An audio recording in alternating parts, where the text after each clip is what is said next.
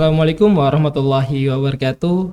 Waalaikumsalam warahmatullahi wabarakatuh. Oke kawan-kawan, kita kembali lagi di Kearifan Unggulan Podcast UIN Antasari Banjarmasin. Nah kawan-kawan, pada kesempatan kali ini, pada hari ini kita akan membahas segala hal tentang UIN Antasari Banjarmasin, khususnya tentang penerimaan mahasiswa baru ya Bu ya. Nah karena pada periode yang akan datang atau semester yang akan datang, kita akan kembali menerima mahasiswa baru. Iya, sebentar lagi nih. Ya, sebentar lagi kita akan kembali bertemu dengan Antasari Muda. Maka tentu kawan-kawan yang ingin memasuki kampus tercinta ini, kampus UIN Antasari Banjarmasin, pasti ingin tahu lebih banyak tentang UIN Antasari Banjarmasin, tentang cara masuknya, bagaimana cara masuknya, dan lain-lain. Pasti kawan-kawan akan berusaha keras untuk memasuki kampus yang sangat bergengsi ini. Nah, UIN Antasari Banjarmasin sebagai kampus Islam yang terkemuka di Kalimantan Selatan ya Bu ya, dengan 29 jurusan, dengan 5 fakultas dan pasca sarjana, dan berdiri sudah lebih 60 tahun, memiliki keunggulan-keunggulan yang sangat banyak dan tentu tidak ada di kampus-kampus lainnya. Dengan predikat bahwa kita berbasis lokal dan berwawasan global, tentu ini hal-hal yang sangat sulit diwujudkan, tapi kita bisa. Nah, mari kawan-kawan, ke depannya kita akan membahas, bertanya-tanya tentang bagaimana cara masuk kampus UIN Antasari Banjarmasin dan seputaran lainnya dengan para narasumber terkemuka. Nah, saya akan menyapa satu persatu dulu, dan ini adalah Sivitas Akademika dari UIN Antasari Banjarmasin. Mungkin Ibu dan Bapak boleh perkenalan dulu, mungkin bisa dimulai dari Bapak yang sebelah kiri ulun. Baik, terima kasih. Perkenalkan, nama saya Erwin Syah, mungkin cukup dipanggil dengan Erwin ya.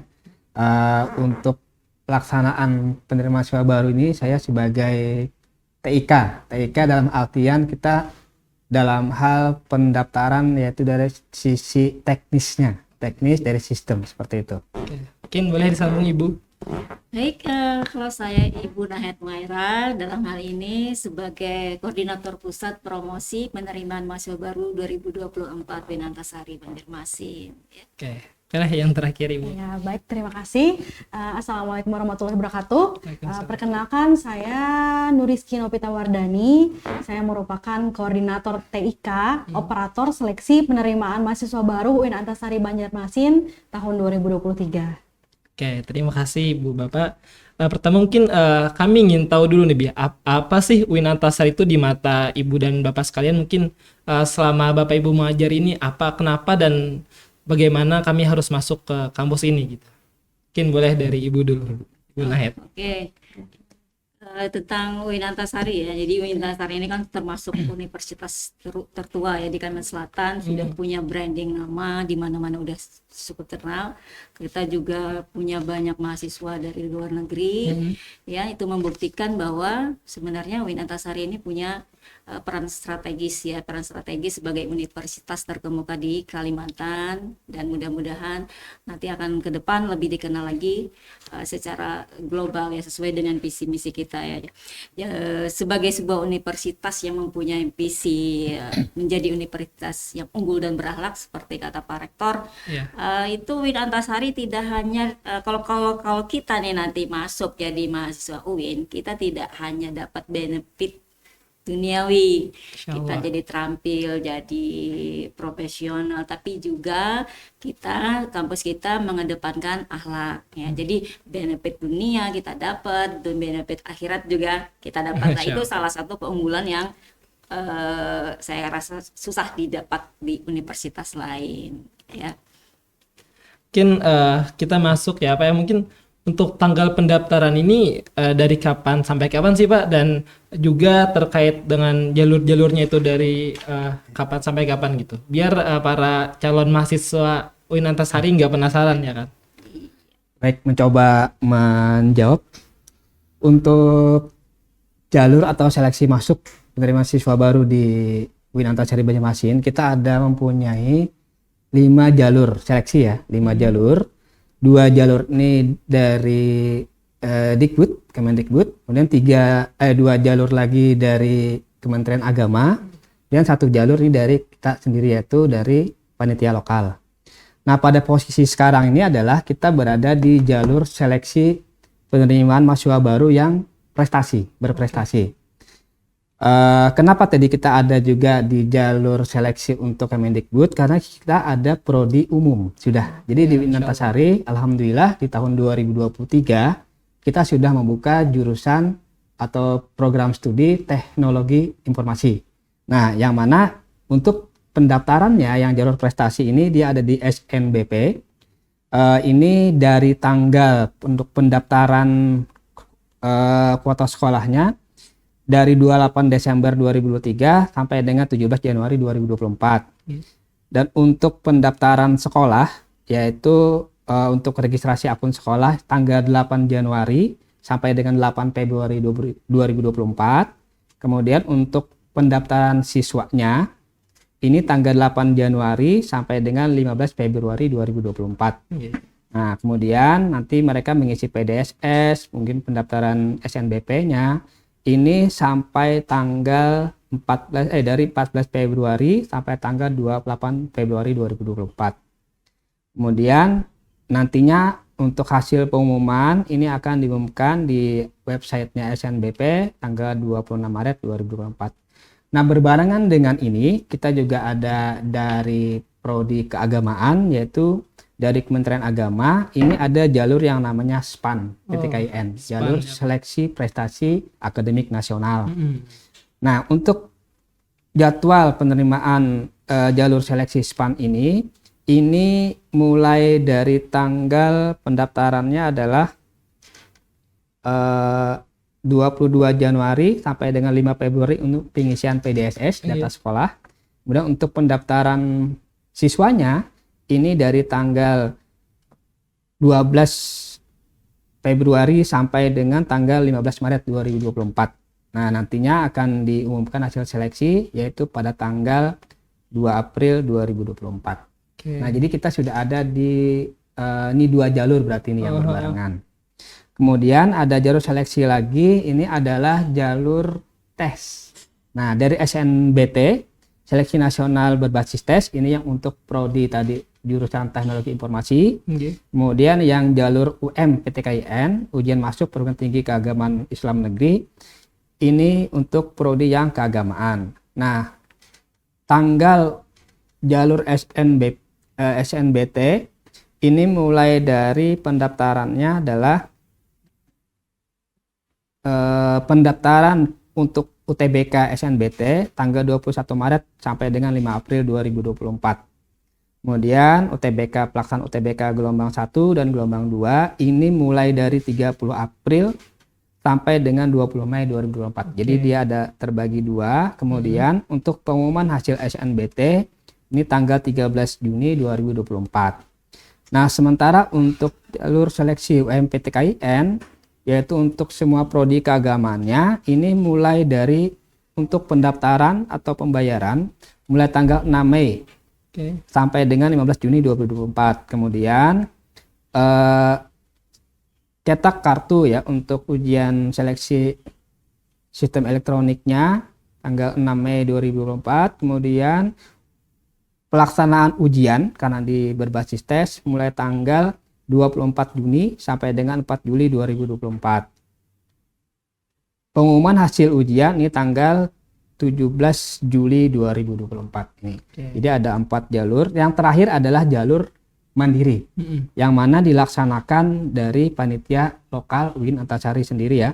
Ini jalur mandiri akan kita buka, di mana apabila nanti ada kuota yang masih kosong, maka kita akan buka.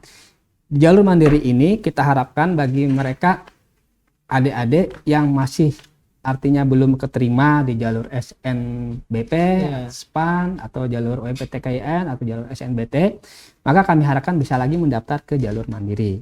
Nah, untuk jadwalnya sendiri mulai dari tanggal 1 Juli sampai dengan 20 Juli ini untuk pendaftaran, kemudian tanggal 24 Juli ini untuk pelaksanaan ujiannya, dan pengumuman kelulusan tanggal 30 Juli 2024. Mungkin begitu Oke. secara singkatnya, nanti kita akan tampilkan juga ya. Berarti kita sedang berada dalam 2 jalur ya, Iya, Pak ya?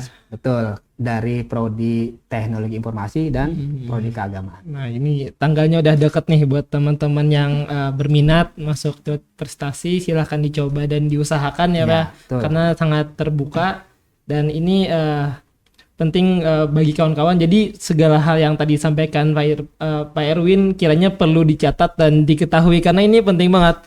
Kelewat sehari aja atau sejam aja udah Ya. nggak nerima ya, Win ya. Makanya pantengin terus tuh Iya.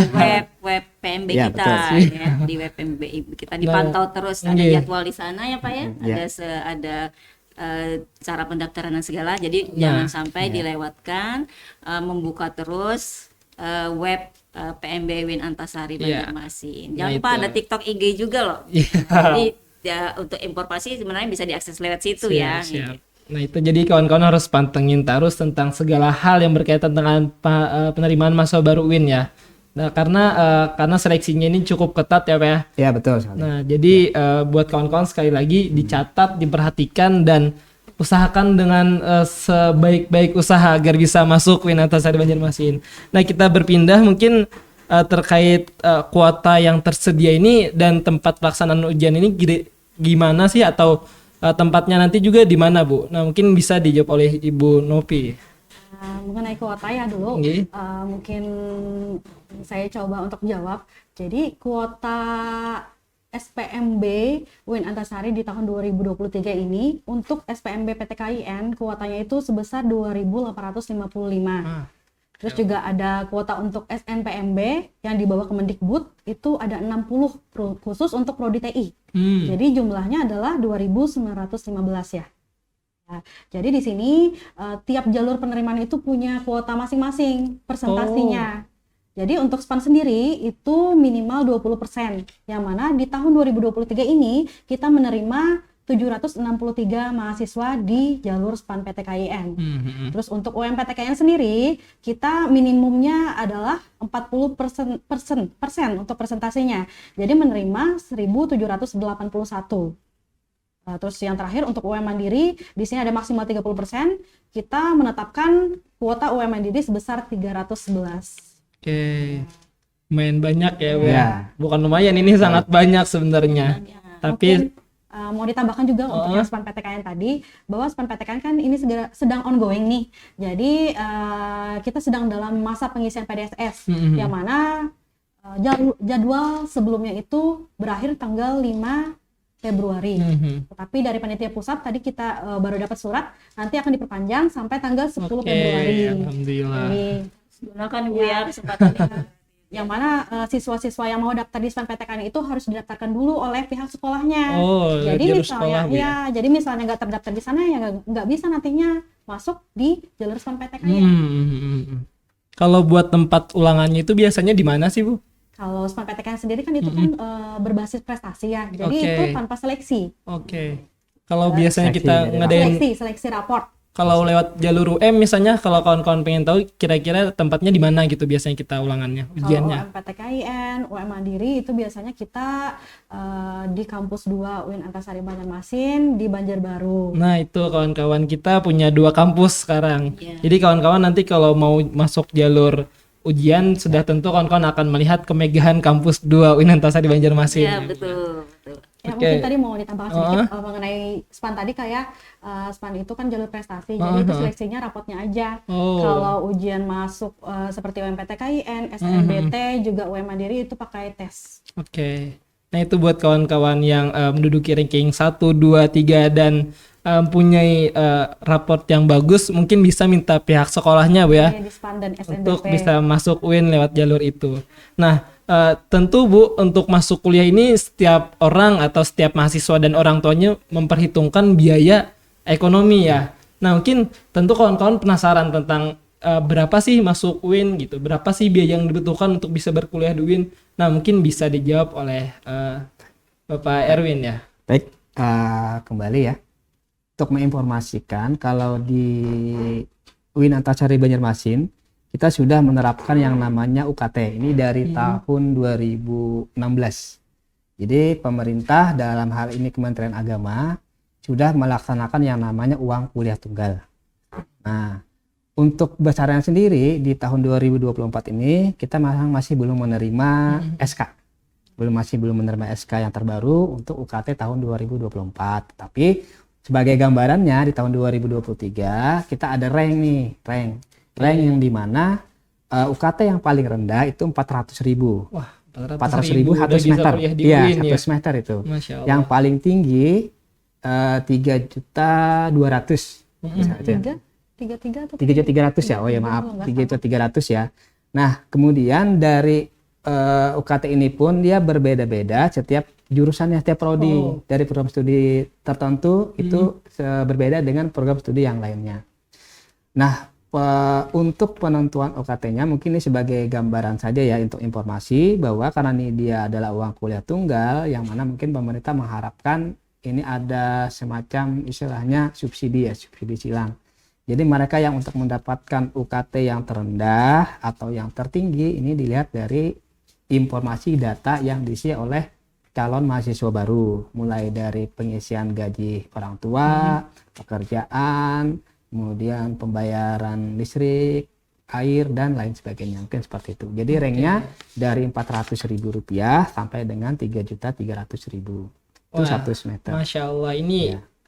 biaya yang 400.000 loh kawan-kawan udah Ya. bisa kuliah Iya. di UIN Antasari ya. Tapi ini menurut ranknya. Tapi yang termahal pun masih kisaran bisa dijangkau. 3.300.000 Iya, ya, Pak ya. betul Ini sangat bisa dibandingkan dengan kampus-kampus Iya. lainnya yang hari Iya. ini sangat takut perihal UKT ini. Iya, jadi disesuaikan dengan Heeh. penghasilan orang tua atau wali. Apalagi kita sekarang kembali menerima prestasi UIN Antasari sudah WBK kembali ya Bu ya. Nggak mungkin kawan-kawan bakal nerima nanti apakah diminta bayaran lagi apa ini dan itu. Tidak akan ya Bu ya. Karena untuk UKT itu sudah include semua gitu. Satu semester kalau 400 ya 400 saja Iya. gitu kan. Tidak ada lagi biaya wisuda, Aha. biaya KKN, skripsi. skripsi, itu sudah tidak ada lagi. Itu Iya. jadi catatan kawan-kawan bahwa UIN Antasari ini wilayah bebas korupsi dan akan selamanya profesional gitu Bu ya. Nah, beralih mungkin tentu kawan-kawan hari ini memiliki kebingungan perihal tentang memilih jurusan Bu. Tentang aku ini dari mungkin peminatnya waktu SMA atau SMK ini wah apakah nanti di UIN bisa masuk ini atau bagaimana masuknya. Mungkin Ibu Nahed selaku dosen yang senior dan udah lama hidup di UIN Antasari gitu dari lahir sampai sekarang bisa menjelaskan Bu tentang bagaimana jurusan yang ada dan cara memilihnya mungkin sedikit informasi. Wah, cara tentang memilih kawan. ya. Kadang-kadang tuh anak mahasiswa itu kalau sudah semester 2 3 itu kadang-kadang merasa salah masuk kamar. Iya, itu sering Jadi kali. ada ya sering sekali Sering jadi sekali. pengen pindah jurusan lah, pengen pindah apa namanya konsentrasi lah dan sebagainya ya. Jadi memang dari awal kita harus memastikan apakah jurusan atau fakultas yang kita tuju itu memang benar-benar sesuai dengan kepentingan kita, minat kita, passion kita. Ya. Jadi harus benar-benar dipastikan. Kalau tarbiyah misalnya itu biasanya dia lebih ke kalau outputnya ya ada jadi lebih ke guru ya. Jadi ada beberapa program studi di sini ada pendidikan agama Islam, pendidikan bahasa Arab, kemudian tadris bahasa Inggris, pendidikan matematika. Jadi di tarbiyah ini dia tidak hanya untuk yang bersekolah agama, bersekolah latar belakang agama, tapi juga dari sekolah-sekolah umum bisa masuk di sana ya. Jadi bisa masuk ke sana. Karena ada tadris kimia juga, fisika, biologi, kemudian ada juga ilmu perpustakaan. Nah, itu penting sekali itu untuk Ya. untuk di dunia kerja kita sebenarnya ya. Walaupun tidak banyak peminat sebenarnya tuh justru yang ini sebenarnya lebih mudah kalau saya pikir ya, saya pikir pribadi itu lebih mudah mencari pekerjaan karena orangnya sedikit ya, kemungkinan untuk mendapat pekerjaan itu akan lebih karena saingannya lebih juga baik. tidak Karena banyak. saingannya juga tidak banyak. Betul. Betul ya Pak. Fakultas Syariah ini ada program studi Awalus Saksiyah ya, ada hukum ekonomi syariah muamalah, kemudian ada perbandingan mazhab dan hukum tata negara. Jadi yang berkepentingan, yang senang belajar hukum ya itu saya anjurkan ke Fakultas Syariah ya. Yang suka ke apa namanya PA pengadilan agama atau MA ya atau badan-badan hukum ya bisa dipilih Fakultas Syariah ini ya. Nah kalau di dakwah itu kita ada 4 prodi Iya. ya. Yang pertama komunikasi dan penyiaran Islam. Jurusan Kalau ulun. penyiaran Islam ya itu biasanya ada apa namanya, ada broadcasting ya. Ya. Jadi mau jadi wartawan, mau jadi reporter, Iya, jurnalis. ya, mau jadi pembikin film, pembuat drama. Jadi kalau di Fakultas Dakwah itu mereka ada komunitas payung dakwah ya. Dakwah. Komunitas payung dakwah tuh mereka jago-jago bikin film ya.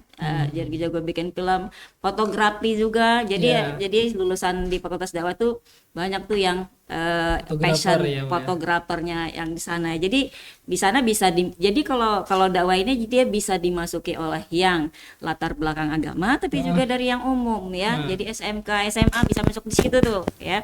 Kemudian untuk manajemen dakwah kita juga ada ya. Ini biasanya akan menghasilkan tenaga-tenaga yang mungkin bisa bekerja di travel dan untuk manajemen haji dan umroh ya. Ya, untuk teknologi informasi masih tergolong baru ya. Kita sudah siapkan dosen-dosen yang profesional untuk bisa mengawal mahasiswa ini menjadi mahasiswa yang punya kompeten di bidang teknologi informasi ya. Kemudian di Usuluddin. Nah, di Usuluddin juga ada S1 studi agama-agama. Kemudian ilmu Al-Quran dan tafsir.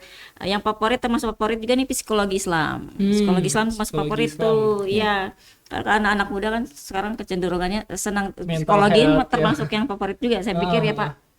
Ya, Fokus betul. psikologi ya. Kemudian akidah dan filsafat Islam. Nah, ini yang terbaru.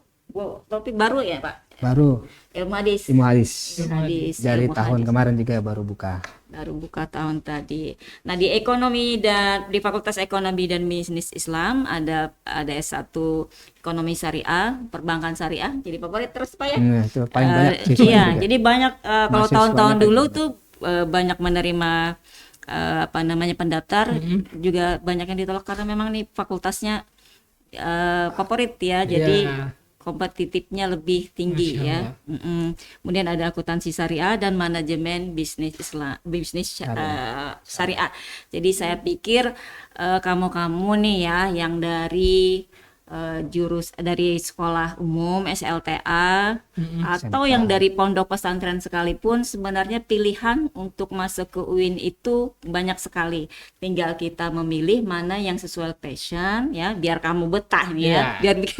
Biar betah kuliah di UIN Antasari, dan juga jadi kuliah itu sambil mengerjakan apa yang kita suka gitu. Jadi disesuaikan dengan apa yang kita minati. Jadi saran saya seperti itu. Karena jangan sampai nanti pas semester 3, 4 lalu pengen pindah jurusan merasa salah masuk kamar ya, jangan sampai seperti itu. Jadi nanti melalui promosi penerimaan mahasiswa baru, mudah-mudahan kita bisa mengenalkan prodi-prodi ini lebih dalam lagi kepada anak-anak SLTA yang ada di Kalimantan khususnya ya.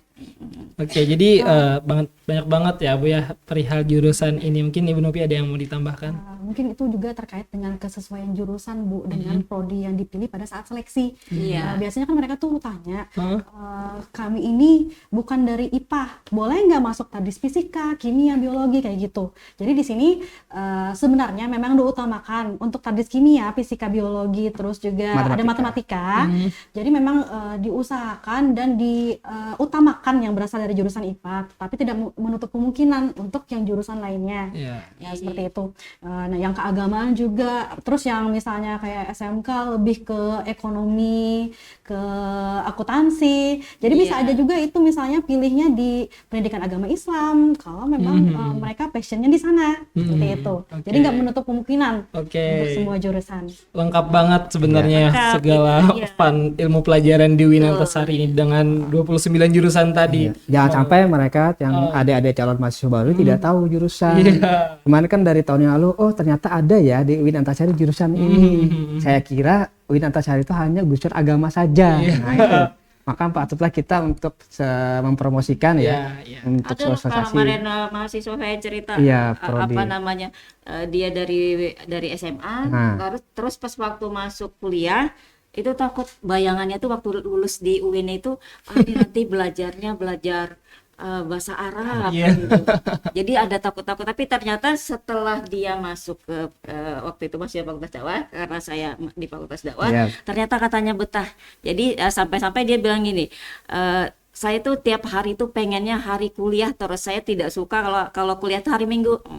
I hate Sunday katanya, karena pengennya kuliah Kuliah terus. Karena terus, ternyata katanya menyenangkan kuliah di UIN ini, teman-temannya juga apa namanya mendukungnya Ya. dan sebagainya. Jadi saya menangkap kesan bahwa ternyata salah persepsi dari awal, ternyata dia salah persepsi dari awal gitu ya. Tapi kemudian setelah menjalani perkuliahan di UIN, ternyata katanya sangat menyenangkan gitu. Iya. Iya. Dengan segala jurusan yang disediakan, dengan Iya. segala bentuk-bentuk dukungan-dukungan lainnya ya Bu ya, bahwa UIN Antasari sangat terbuka untuk baik kalian SMK, baik kalian SMA, apalagi pondok pesantren. Betul. Dan ulun pribadi sebagai dulu adalah orang pondok pesantren gitu. 6 tahun di pondok pesantren, dunia kuliah begitu menyeramkan bagi ulun ya. Karena seakan-akan ini apakah nanti sangat ilmiah atau bagaimana, tapi ternyata berkuliah di jurusan komunikasi penyiaran Islam sangat menawarkan hal-hal baik yang jadi benefit tersendiri gitu. Ternyata kita nggak cuma belajar tentang Islam, tapi juga belajar tentang pelajaran-pelajaran duniawi yang sifatnya mendukung untuk kehidupan ya Bu. Integrasi Ya, ya. integrasi. Integrasi antara keduanya. Integrasi dunia dan akhirat ini hanya ada disediakan di UIN deh sepertinya. Karena itu tadi ya, dengan segala tunjangan-tunjangan pelajaran dari universitas, fakultas sangat mendukung karakter kita untuk menjadi lebih baik dan lebih siap menghadapi dunia kerja dan masa depan. Nah, kemudian kita berpindah Bu, tentu setiap mahasiswa yang berprestasi atau ada berhalangan dengan ekonomi pasti mengharapkan ada biaya tambahan atau ada bagaimana sih caranya dapat beasiswa, dan di UIN ada apa aja sih beasiswa yang ditawarkan. Nah, mungkin untuk kawan-kawan yang tahu nih bisa nih diinformasikan oleh Ibu Nopi selaku yang biasanya mengurusi tentang beasiswa ya di Mikwa. Ya, sebenarnya bukan saya sih di bagian beasiswa itu, cuman biasanya saya sering jadi Terlibat tim pengelola, terlibat di KIP, beasiswa KIP. Jadi di sini di UIN Antasari sendiri banyak sekali punya beasiswa. Tapi yang biasanya ditawarkan di semester 1 itu ada beasiswa KIP kuliah, Kartu Indonesia Pintar, KIP kuliah. Yang mana untuk tahun 2023 kemarin kita punya kuota 450 orang. Oke. Tetapi untuk tahun 2024 ini kebetulan belum ada informasinya. Oke. Tapi sepertinya sih masih menerima aja. Februari mungkin mudah-mudahan nanti Iya, kabarnya mudah-mudahan ya. ada kabarnya secepatnya. Terus juga biasanya di semester 1 juga ada beasiswa Arutmin dari PT Arutmin. Terus nanti juga ada beasiswa dari LPDP ya Kak ya. Ya, EP. Jadi nanti itu ada di UMPT KIN. Jadi kita kan di sini punya program studi yang akreditasinya yaitu Dia otomatis bisa. pendidikan bahasa Arab. Jadi itu otomatis yang ikut UMPT KIN, terus nilai ujiannya nanti paling tinggi, misalnya berapa kita diberi kuota oleh panitia pusat, misalnya ada 5 orang. Nah, otomatis yang 5 orangnya itu tanpa penyaringan, tanpa seleksi lagi, otomatis Mendapatkan. masuk ke beasiswa LPDP tersebut. Masya Allah. Ya, terus juga itu beasiswa yang di awal kan di semester 1. Kalau beasiswa lainnya kita juga punya beasiswa dari CSRBI. Terus juga ada Basnas Provinsi, Basnas Kalsel juga biasanya. Terus juga ada beasiswa dari program khusus yang di Usuludin kita punya program khusus ulama. Ada program khusus ulama studi agama-agama, ilmu Al-Qur'an dan tafsir, akidah filsafat. Islam. Terus kayaknya ilmu hadis Mungkin ilmu hadis tambah. Iya, ditambah ilmu hadis sepertinya. Terus juga ada PKDI dari Dakwah. Fakultas Dakwah dan Ilmu Komunikasi. Dan juga ada program khusus dari perbandingan mazhab. Oh. Jadi PKPM di Fakultas Syariah. Yang mana di sana siapa yang menerima atau berhasil menjadi mahasiswa di program khusus tersebut diberikan bebas UKT selama 4 tahun atau 8 semester. Seperti itu. Juga ada programnya di apa namanya Kak? Dijadikan tempat tinggalnya di Ya, itu karena dia namanya program khusus, jadi tersendiri. Masuk asrama, ada kegiatan-kegiatannya. Ada asramanya Ya, juga. ya. Tempat udah khusus makan ya, Bu, ya. gratis. Ya, Pak makan ya. gratis, UKT tempat tinggal gratis. Tempat tinggalnya kan gratis juga. Banyak Tinggal banget juga ya gratis tawaran ya. beasiswa di PKD Ya. sama program khusus. Jadi buat kawan-kawan nih, jadi nggak perlu berkecil hati lah kalau masalah rezeki di UIN ini, selain luas juga banyak gitu, karena ada Iya. tadi ada Genbi, ada Basnas, ada KIP. Nah, ini sangat menguntungkan kawan-kawan berkuliah juga dapat uang mungkin, tapi yang pasti tentulah Dibantu, kita ya. mengharapkan ilmu ya. Jadi UIN ini sangat membantu kawan-kawan dari masuk kuliah bahkan 3 tahun setelah lulus gitu kan, kata Pak Rektor ya. Jadi ada lembaga-lembaga yang nanti akan mendukung minat bakat kawan-kawan. Kalau kawan-kawan punya kelebihan apa, nanti pasti dibantu lah gitu. Nah, kemudian Bu, ini ada yang menanyakan, mungkin karena kita Islami ya, karakteristiknya apakah misalnya kalonya laki-laki kalau kuliah harus pakai peci gitu, apakah perempuan nanti harus pakai jubah atau bagaimana? Kira-kira gimana sih Bu kalau dress code atau outfit lah bahasa kitanya, outfitnya anak UIN gitu, anak mahasiswa UIN, anak kampus UIN, gimana sih outfit berkuliahnya gitu? Mungkin bisa Bu sebagai Ibu Nahed menjelaskan ini. Oh, outfit ya. Mungkin ada ketakutan ya Pak, ada ketakutan tersendiri kali ya masuk ke UIN. Wah, apakah harus yang seperti apa, ya. Jadi kalau menurut kode etiknya ya, sepanjang itu sopan ya, tertutup. Nah, yang penting dijaga jangan sampai misalnya terlalu ketat. Ya. Namanya ke kampus, masa mau ke undangan misalnya kan, jadi dijaga supaya tetap sopan ya. Yang penting seperti itu aja, standar aja sebenarnya, tidak harus mengenakan pakaian seperti apa. Yang penting itu tadi, tetap menjaga kesopanan ya, dalam batas-batas yang sesuai dengan norma sosial kita juga ya. Jadi tidak dibatasi, tetapi dengan catatan harus sopan dan tidak melanggar norma itu tadi ya. Kalau Tidak pakai harus hem, pakai Bu? topi ya. Pakai hem?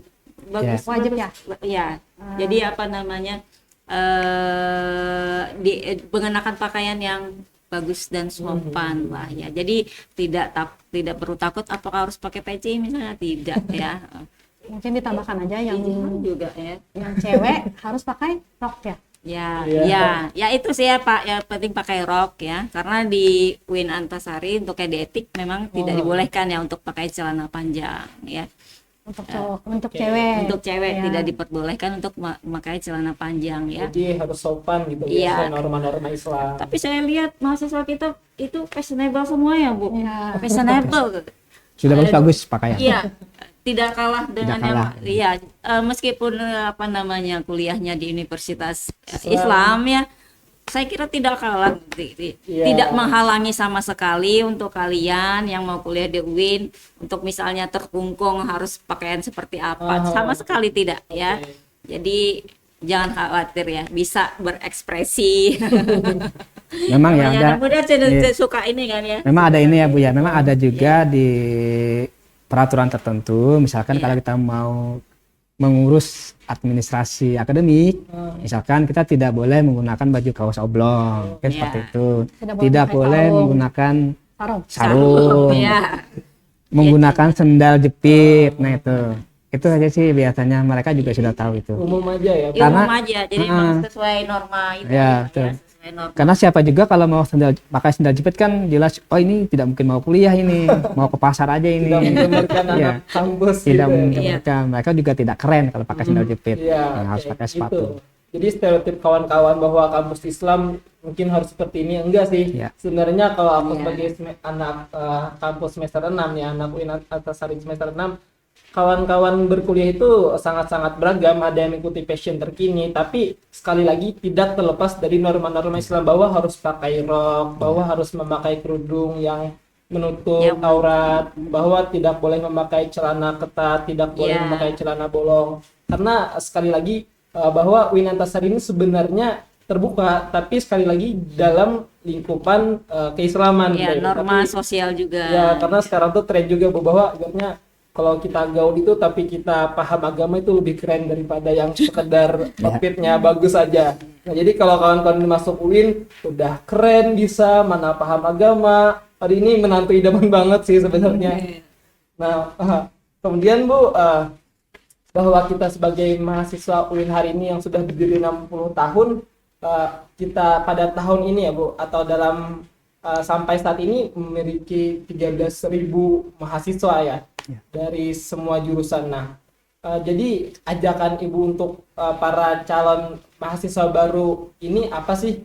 Kenapa mahasiswa baru harus memilih kampus UIN Antasari Banjarmasin? Nah, mungkin dari Ibu dan Bapak bisa memberikan lah. Erwin dulu, silakan.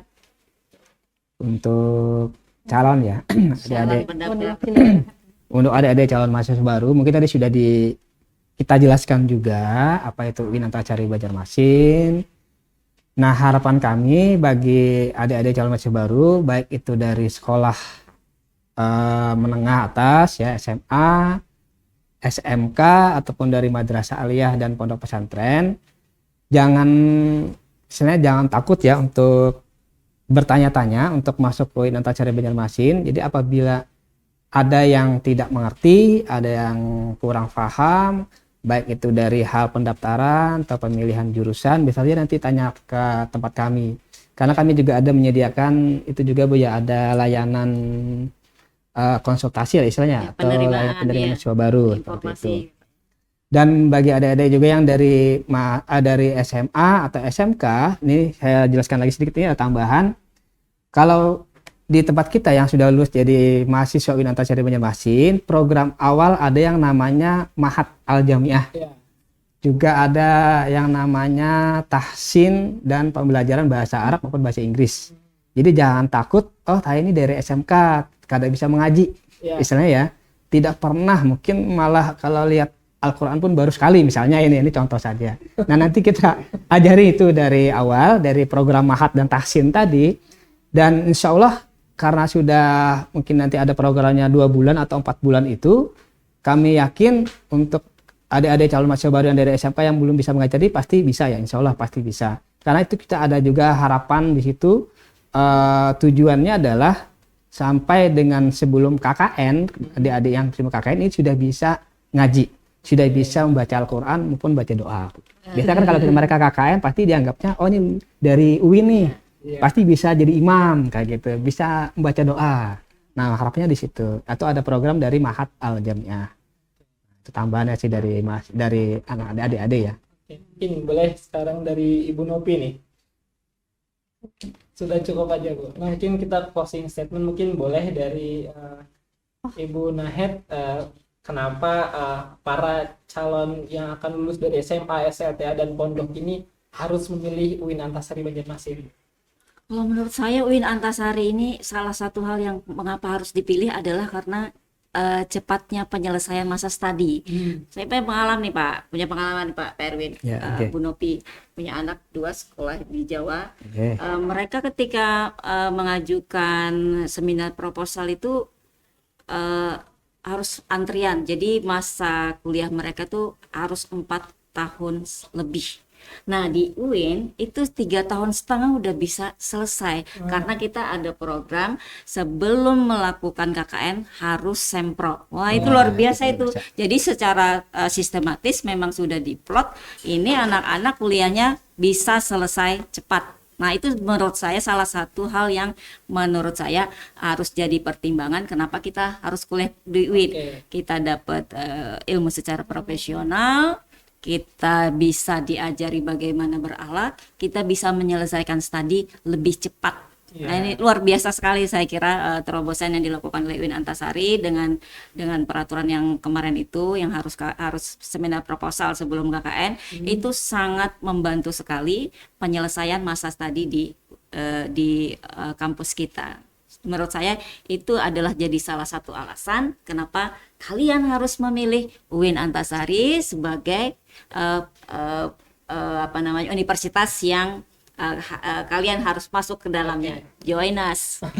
Ditambah juga Bu, UKT-nya mungkin yang terjangkau itu. Betul, UKT-nya juga udah murah, cepat lagi. Murah, cepat, kita dapat benefit duniawi, ukhrawi. Mau pilih apa lagi ya? UIN Antasari jawabannya. UIN Antasari jawabannya. Itu. Oke, terima kasih Ibu dan Bapak yang sudah berhadir. Kawan-kawan yang sudah mendengarkan, jangan ragu untuk memilih UIN Antasari ya Bu ya. Ya. Jangan ragu untuk berkuliah di UIN Antasari. Kita menawarkan ilmu-ilmu duniawi, ilmu-ilmu ukhrawi. Jadi kawan-kawan akan keren tapi bukan hanya keren tapi juga memahami ilmu-ilmu agama. Nah, jadi dan di UIN Antasari dengan begitu banyak jurusan penawaran tentang pengetahuan yang kawan-kawan bisa dalami, di UIN Antasari juga menyediakan berbagai macam organisasi. Nah, ya. Nah, itu jadi salah satu Iya, unggulan betul. ya. Kita banyak dari mahasiswa baru, kalian sudah bisa mengikuti organisasi yang disediakan, juga bisa menunjang minat dan bakat kawan-kawan. Jadi jangan bingung lagi lah. Jangan mencari-cari yang lain lagi karena semua jawabannya ada di UIN Antasari. Iya, Nah, ekstrakurikulernya juga luar biasa ya, Mas. iya. Biasa kan? Dengan guru besarnya pun banyak dan perpustakaan yang mempunyai begitu banyak koleksi buku-buku. Kita juga punya satu, Bu, yang tidak dipunyai yang lainnya. Banjar Corner. Banjar Corner. Nah, karena kita berwawasan global tapi basisnya lokal. Nah, oke kawan-kawan.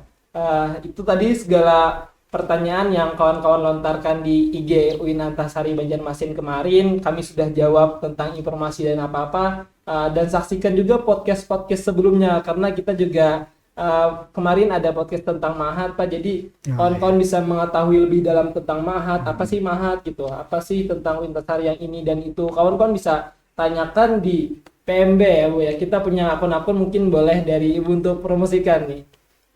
Ada di web. Ya, kita ada website dari UIN Antasari Banjarmasin sendiri, kemudian juga ada website PMB UIN Antasari Banjarmasin. Sebenarnya bisa di search aja di Google.